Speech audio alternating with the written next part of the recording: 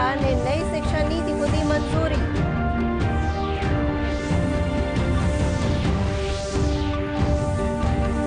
राज्य में कोरोना संक्रमितों की संख्या बढ़कर 45,919 हो गई है।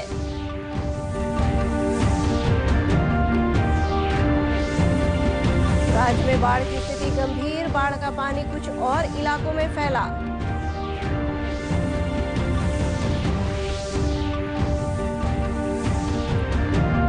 और प्रधानमंत्री नरेंद्र मोदी के आपदा को अवसर में बदलने के आह्वान से लोग हो रहे हैं रोजगार के लिए प्रेरित।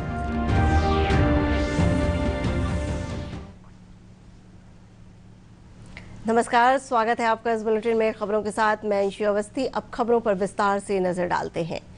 केंद्र सरकार ने कल नई शिक्षा नीति को मंजूरी दे दी है। करीब 34 साल बाद आई शिक्षा नीति में स्कूली शिक्षा से लेकर उच्च शिक्षा तक कई बड़े बदलाव किए गए हैं। इस नीति से छात्रों पर परीक्षा का भार कम होगा। वहीं उच्च शिक्षा के लिए सिर्फ एक नियामक होगा। इंजीनियरिंग जैसे विषयों में अगर पढ़ाई छूट गई तो भी सर्टिफिकेट या डिप्लोमा दिया जाएगा। प्रधानमंत्री नरेंद्र मोदी की अध्यक्षता में हुई कैबिनेट की बैठक में नई नीति पर मुहर लगाई गई। 5 लड़ाकू विमान रफाल अंबाला एयरबेस पर कल लैंड किए। लड़ाकू विमान रफाल चीन की चुनौतियों के बीच भारतीय वायुसेना का हिस्सा बन गए हैं। लड़ाकू विमान रफाल सभी अत्याधुनिक तकनीकों से लैस है। इसके पायलटों को विशेष प्रशिक्षण दिया गया है। रक्षा विशेषज्ञों का मानना है कि रफाल भारत की सामरिक क्षमता बढ़ाने में सक्षम है। लड़ाकू विमान के भारत पहुंचने पर प्रधानमंत्री नरेंद्र मोदी ने ट्वीट कर स्वागत किया और कहा कि देश सेवा से बढ़कर ना कोई पुण्य है, ना कोई व्रत है और ना ही कोई यज्ञ है। रक्षा मंत्री राजनाथ सिंह ने भी ट्वीट कर रफाल के भारत पहुंचने पर स्वागत किया और कहा कि रफाल के आने से भारतीय वायुसेना के इतिहास में नए युग की शुरुआत है। केंद्रीय सूचना एवं प्रसारण मंत्री प्रकाश जावड़ेकर ने भी भारत में रफाल की लैंडिंग पर खुशी जाहिर करते हुए कहा कि ये सभी भारतवासियों के लिए गर्व की बात है।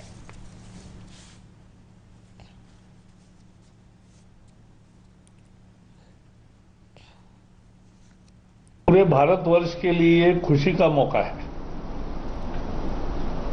जिस दूरदर्शिता से राफेल का ये लेने का फैसला किया गया और उसको अंजाम दिया गया और बाकी भी हवाई जहाज जल्दी आएंगे, ये लोगों को विश्वास है। आज देश के हर नागरिक को गर्व है कि हमारी रक्षा के बारे में जो जागरूकता है और रक्षा के बारे में जो तैयारी है, उस पे लोगों को नाज है। बिहार में पिछले 24 घंटों में कोरोना से 1,284 मरीज ठीक हुए हैं, जबकि इस दौरान 4 लोगों की इससे मौत हुई है। इसके साथ ही कोरोना से ठीक होने वालों की कुल संख्या बढ़कर 30,504 हो गई है। वर्तमान में कोरोना से ठीक होने वालों की दर 66.43% है। स्वास्थ्य विभाग से मिली सूचना के अनुसार प्रदेश में अब तक कोरोना से 45,919 लोग संक्रमित हो चुके हैं। इनमें से 30,504 मरीज ठीक हुए हैं, जबकि 273 लोगों की कोरोना से मृत्यु हुई है। सबसे अधिक 41 मौतें पटना में हुई हैं।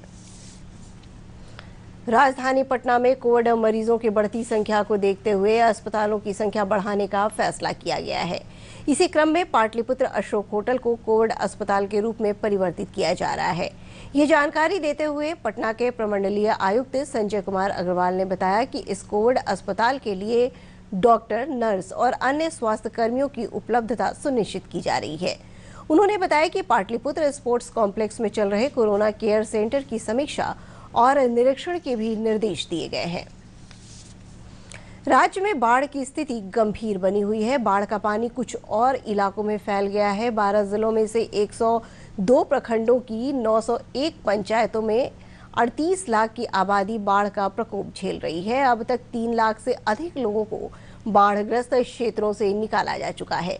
प्रभावित क्षेत्रों में 19 राहत शिविर और 979 सामुदायिक रसोई संचालित की जा रही है। पूर्वी चंपारण में बाढ़ की स्थिति और खराब हो गई है, जहां 17 प्रखंडों की 145 पंचायतों में बाढ़ का पानी फैल गया है। सीतामढ़ी, मुजफ्फरपुर और दरभंगा में भी बाढ़ की स्थिति और गंभीर हो गई है।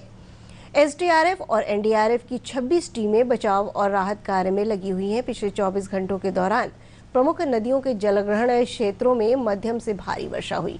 बूढ़ी गंडक, कोसी, बागमती और महानंदा सहित कई नदियों का जलस्तर अभी भी कई स्थानों पर खतरे के निशान से ऊपर है। बाढ़ के कारण पश्चिम चंपारण जिले के बगहा 1, बगहा 2, लौरिया, जोगापट्टी, गौनाहा, सिकटा, नैनाटांड और रामनगर प्रखंड के लगभग 100 पंचायत बाढ़ से प्रभावित है। बाढ़ के कारण लौरिया प्रखंड स्थित ऐतिहासिक अशोक स्तंभ पानी से चारों तरफ से घिर गया है। इससे ऐतिहासिक अशोक स्तंभ के लिए खतरा उत्पन्न हो गया है। इन प्रखंडों के 100 से अधिक पंचायतों में धान, गन्ना और अन्य खरीफ फसलें बाढ़ के पानी में डूबने से बर्बाद हो गई हैं। प्रभावित किसानों का कहना है कि फसलों के नुकसान की भरपाई के लिए सरकार को कदम उठाना चाहिए।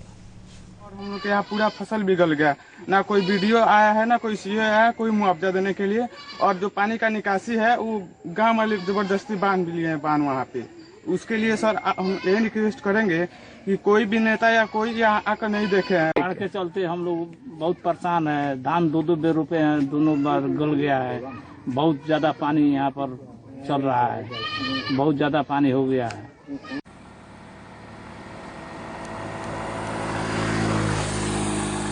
प्रकोष्ठ के प्रदेश उपाध्यक्ष मदन कुशवाहा ने बताया कि बाढ़ और लगातार बारिश के कारण किसानों के धान की फसल 2 बार बर्बाद हो चुका है। उन्होंने कहा कि प्रभावित किसानों की स्थिति का और नुकसान हुए फसलों का आकलन करने के लिए अब तक सरकार की ओर से कोई पहल नहीं की जा रही है। धान एवं का फसल बर्बाद हो चुका है। जो 2-2 बार धान का फसल लगाया गया, तमाम बूढ़ी गंडक एवं तमाम छोटी छोटी नदियों के उफान से फसल नष्ट हो चुका है। एक तो कुराना से लोग झेल रहे हैं, दूसरा यानी कि बारिश और बाढ़ के पानी से किसानों का कमर टूट चुका है। जिनको बहुत से के लोगों को अभी घर में पानी छाती भर डांड भर लगा हुआ है, 3 से 4 फीट लगा हुआ है। सरकारी कोई प्रशासन देख रेख नहीं कर रहा है, ना कोई विधायक आ रहा है, ना कोई मंत्री आ रहा है, ना सरकारी कोई सहायता दिया जा रहा है। किसान लोग त्राहिराम कर रहे हैं। इधर नेता प्रतिपक्ष तेजस्वी प्रसाद यादव ने संवाददाताओं को जानकारी देते हुए बताया कि 3 अगस्त से विधानसभा का मानसून सत्र बुलाया गया है। नेता प्रतिपक्ष ने आरोप लगाया कि माननीय मुख्यमंत्री नीतीश कुमार ने इस सत्र की कार्यवाही से आपदा और स्वास्थ्य विभाग को बाहर कर दिया है ताकि विपक्ष कोरोना और बाढ़ से जुड़े प्रश्न विधानसभा में न उठा सके।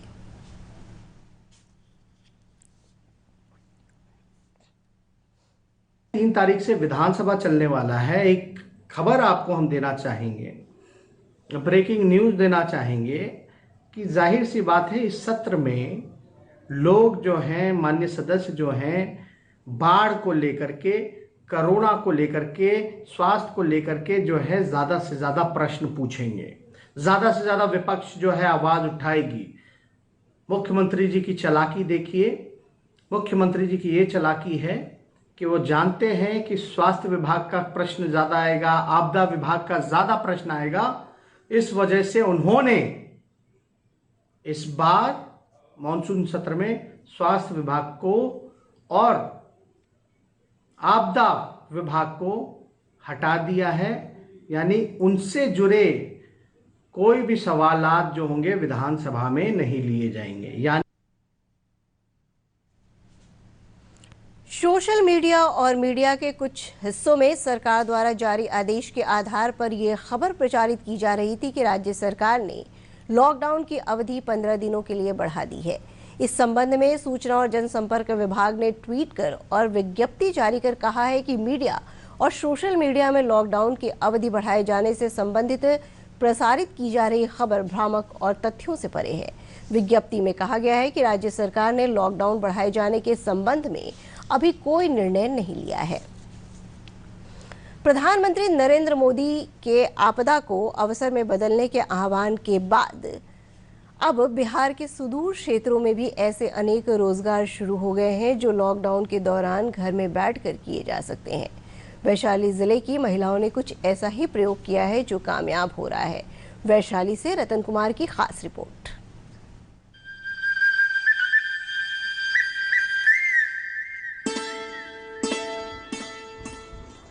कोरोना संकट के इस दौर में जहां एक ओर लॉकडाउन के कारण लोग बेरोजगार हो गए हैं, वहीं वैशाली के कुछ युवाओं और महिलाओं ने इस आपदा को अवसर में बदल दिया है। वैशाली जिले के युवाओं ने इस लॉकडाउन के बीच राखी निर्माण का कार्य शुरू किया है। कटिंग कर यहीं बन रहा है। पहले चाइना में बनता था ना, इस बार इंडिया में बन रहा है और इससे इंडिया में बहुत सारा को रोजगार भी मिल गया। राखी निर्माण के कार्य में लगे इन युवाओं की माने तो एक ओर जहां राखी निर्माण के इस काम से संकट की घड़ी में वे 2 पैसे कमा रहे हैं और कई लोगों को रोजगार दे रहे हैं, वहीं दूसरी ओर चीन के बाजारवाद पर भी प्रहार कर रहे हैं। इस बार राखी बाजार में चीन की बनी राखियां नहीं बल्कि स्थानीय स्तर पर घरों में मां बहनों द्वारा तैयार की गई राखियां धूम मचाएंगी। चाइना से बहुत तरह की राखी आती थी जो अब इस बार 100% बंद है। इंपोर्ट एक्सपोर्ट कुछ भी नहीं हो रही है और इस बार मैंने सोचा कि मैं खुद से मैन्युफैक्चरिंग का काम शुरू करूं और मैं काम कर रहा हूं। अभी जो चाइना से इंपोर्ट होने लगा उस समय बहुत सारी हम लोगों का देश का पैसा भी उधर जाता था, जो अभी कोरोना काल के वजह से एक्सपोर्ट इंपोर्ट बंद है, इसलिए अभी हम लोग अपने ही यहाँ बनवा करके काफ़ी सारे बच्चों को रोजगार भी दे रहे हैं और काम भी। बगल में भी छपरा में भी बातचीत हुई है, अभी यहाँ से जाएगी। बगल में आपको समस्तीपुर है, यहीं से जाएगी। गौरतलब है कि पिछले कुछ वर्षों से न सिर्फ राखी बल्कि सभी भारतीय त्योहारों और आस्था से जुड़े सामानों की आपूर्ति चीन कर रहा था। इस कारण स्थानीय शिल्पकला और लोगों के रोजगार पर असर पड़ा। प्रधानमंत्री के स्वदेशी को अपनाने के आह्वान के बाद अब लोगों में जोश आया है और वे अपनी सृजनशीलता और विवेक का इस्तेमाल करके अपने अभिनव उत्पाद बना रहे हैं और इनका विपणन भी कर रहे हैं। युवकों और घरेलू महिलाओं के सहयोग से ये उद्यम चल निकला है। कई स्थानों पर जीविका दीदियां भी इससे जुड़ गई हैं। जीविका बिहार का ग्रामीण जीविकोपार्जन मिशन है। जीविका स्वयं सहायता समूह की सदस्य हूँ और घर में आर्थिक परेशानी हो रहा था लॉकडाउन की वजह से और मुझे पसंद नहीं है, इसके लिए मैं यह राखी बना के और मेरा राखी जीविका द्वारा ग्रामीण बाजार में जाता है।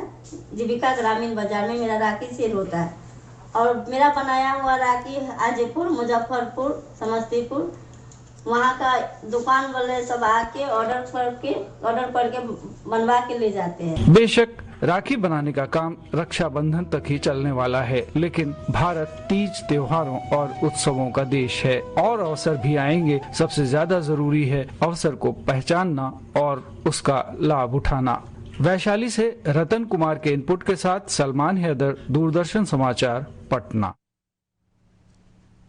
बढ़ते अगली खबर की ओर। पटना के डीजी गांव अलावलपुर के कॉमन सर्विस सेंटर से ई हेल्थ सेंटर चल रहा है। इससे गांव के लोगों को स्वास्थ्य संबंधी अन्य समस्याओं के अलावा कोविड-19 से जुड़े समस्याओं की जानकारी आसानी से उपलब्ध हो रही है। एक रिपोर्ट। पटना जिले के अलावलपुर गांव में कॉमन सर्विस सेंटर की स्थापना से बदलाव साफ दिखाई देने लगा है। इस गांव में सीएससी द्वारा कोरोना महामारी के समय में ई हेल्थ सेंटर की स्थापना से गांव के लोगों के स्वास्थ्य संबंधी समस्याओं का निदान आसानी से हो रहा है। केंद्र सरकार द्वारा डिजिटल इंडिया के तहत कॉमन सर्विस सेंटर में ई हेल्थ सेंटर की शुरुआत की गई है। अभी हम पटना जिले के अलावलपुर गांव में हैं। ई हेल्थ सेंटर के संचालक दीपक कुमार सिंह जी हमारे समक्ष उपस्थित हैं और हम आइए इनसे बातचीत करते हैं कि इस सेंटर के खुलने से लोगों को यहाँ पर क्या सुविधाएं मिल रही हैं। ब्लड जांच हो गया, ब्लड शुगर हो गया, चाहे बहुत से ऐसा समस्या जो फर्स्ट एड होता है जो हम लोग अपना सेंटर पर ही हम लोग कर देते हैं और डॉक्टर से सलाह लेने के माध्यम से भी हम लोग का टेलीलॉ के माध्यम से बहुत से अच्छे डॉक्टर, बहुत एम्स दिल्ली उल्ली का और बहुत से बढ़िया डॉक्टर जुड़े हुए हैं, जिसके माध्यम से हम लोग उनका जांच करके उनको मेल के द्वारा देते हैं और उनसे परामर्श लेकर और गांव के लोगों को हम लोग दवा के भी अनुदान प्राप्त करने का कोशिश कर रहे हैं। फिर बहुत मतलब इसके लिए हम अपना प्रधानमंत्री जी को और हमारे जो रविशंकर प्रसाद जी हैं जो IT मिनिस्टर हैं उनका हम तहे दिल से धन्यवाद करता हूँ कि इस तरह से जागरूक को फैलाकर हर तरह के सिस्टम से जोड़कर गाँव को ऐसा शहर बना दिया। आज कोविड-19 महामारी के समय गांव में ई हेल्थ सेंटर की स्थापना से लोगों को शहर में नहीं जाना पड़ रहा है और लोग काफी खुश हैं। लॉकडाउन के दौरान गांव के नागरिकों को बाहर जाने में परेशानी होती थी, वो सब सुविधा यहाँ पे उपलब्ध है। जैसे हर तरह के जांच, ECG, blood sugar, thyroid, HIV, हर प्रकार के जांच यहीं पे उपलब्ध है। CSC की ई हेल्थ सेंटर ग्रामीण लोगों के लिए काफी मददगार साबित हो रही है। भारत सरकार की यह सराहनीय कदम है। कैमरामैन राकेश कुमार हीरा के साथ सीमा सिंह, दूरदर्शन समाचार, पटना। और अब अंत में मुख्य समाचारों पर एक नजर फिर से डालते हैं।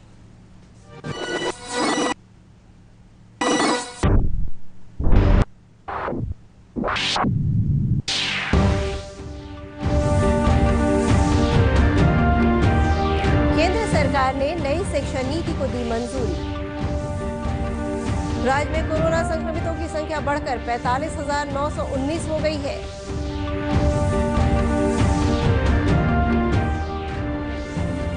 राज्य में बाढ़ की स्थिति गंभीर, बाढ़ का पानी कुछ और इलाकों में फैला।